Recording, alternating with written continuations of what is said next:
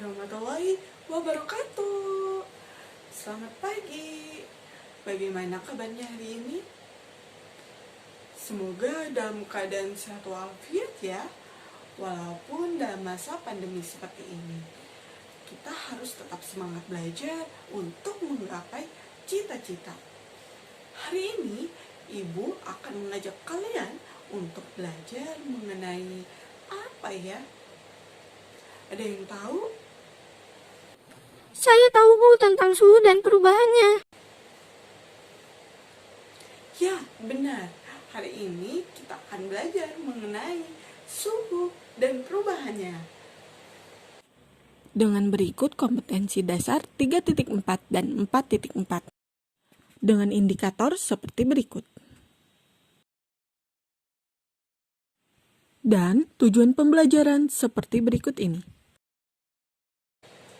Pernahkah saat kalian sedang sakit demam, dahi kalian ditempelkan dengan punggung atau telapak tangan oleh ibu kalian? Seperti ini. Dan apa yang dirasakan pada tangan ibu kalian? Ya, saya pernah Bu. Saat itu tangan pada ibu saya terasa panas Bu.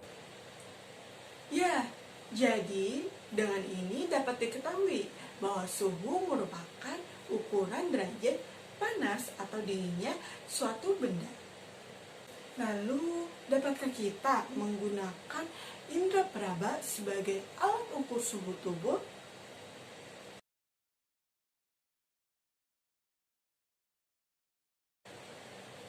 Jawabannya tentu tidak. Kita tidak dapat menggunakan indera peraba untuk mengukur suhu secara valid dan tepat, karena kemampuan indera peraba setiap orang tidaklah sama. Kemudian, indera peraba menghasilkan ukuran suhu tubuh yang bersifat kualitatif, bukanlah kuantitatif.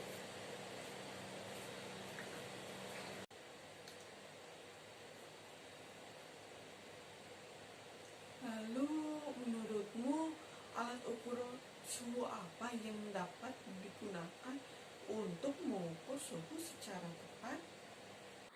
Ya, saya tahu Bu, alat ukur suhu yang dapat mengukur suhu secara tepat adalah termometer.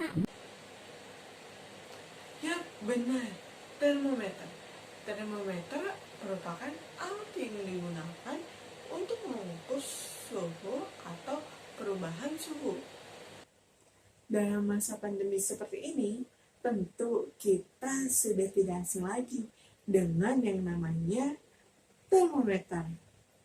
Termometer saat ini sering kita gunakan ketika kita akan memasuki area pertokoan, memasuki perkantoran, sekolah, karena kita harus mengecek suhu terlebih dahulu sebelum memasuki area tersebut. Termometer ini memiliki beberapa jenis, namun saat ini kita hanya mempelajari 4 jenis termometer. Yang pertama adalah termometer zat cair.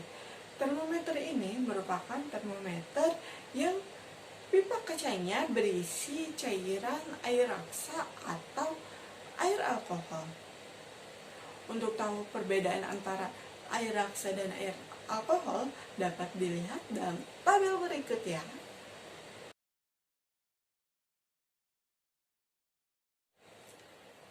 Berikut ini merupakan beberapa contoh dalam termometer zat cair, yaitu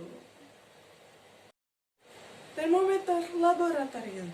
Termometer ini memiliki bentuk seperti ini. Termometer laboratorium ini memiliki skala antara minus 10 derajat Celcius sampai 110 derajat Celcius. Termometer suhu tubuh. Termometer ini memiliki skala antara 35 derajat Celcius sampai dengan 42 derajat Celcius. Dengan pipa di bawahnya itu dipersempit supaya dapat lebih teliti.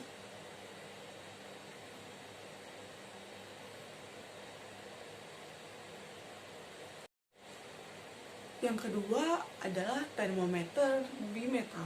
Termometer ini merupakan termometer yang terdiri dari dua logam menjadi satu. Dengan prinsipnya, semakin besar suhu, maka semakin melengkung. Termometer kristal cair. Termometer ini memiliki bentuk seperti ini. Termometer kristal cair ini dapat digunakan untuk mengukur suhu tubuh dengan ditempelkan pada kening. Selanjutnya, yang keempat adalah termometer inframerah.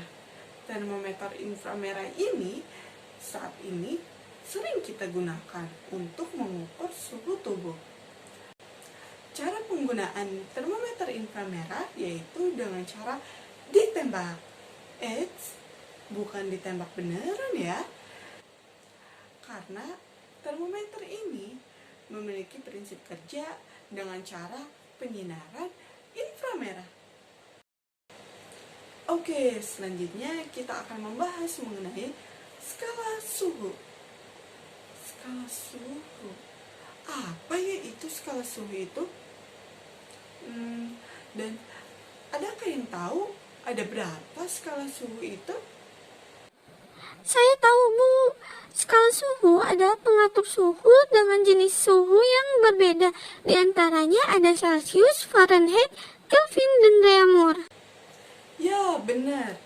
Skala suhu itu ada 4, yaitu Fahrenheit, Celsius, Reaumur, dan Kelvin.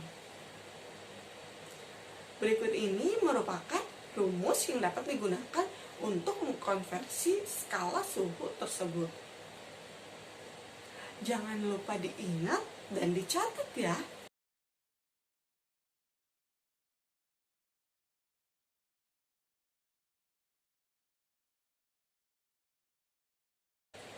Pernahkah kalian melintas atau berjalan-jalan di sekitar rel kereta api? Mengapa sewaktu-waktu rel kereta api terlihat merenggang ya? Ada yang tahu? Saya tahu, Bu. Karena adanya perubahan akibat suhu, Bu. Ya, benar. Hal ini terjadi karena adanya perubahan akibat suhu atau pemuaian. Pemuaian adalah bertambahnya ukuran suatu benda karena kenaikan suhu pada benda. Tahukah kamu bahwa pemuaian ini terdiri dari 3 jenis, yaitu ada pemuaian zat padat, pemuaian zat cair, dan gas. Pemuaian zat padat. Contoh yang dapat diberikan untuk pemuaian zat padat ialah seperti rel kereta api yang tadi. Pemuaian pada zat cair. Pemuaian pada zat cair ini dapat kita perhatikan melalui botol sirup. Cairan pada botol sirup yang tidak terisi penuh supaya tidak mudah meledak saat memuai. Pemuaian pada gas dapat dicontohkan melalui memompa ban sepeda. Hal ini memberi ruang udara saat memuai, tidak meletus saat memuai. Untuk lebih jelasnya, dapat kalian lakukan praktikum seperti berikut ya. Untuk lebih jelasnya dapat lakukan praktikum seperti ini ya.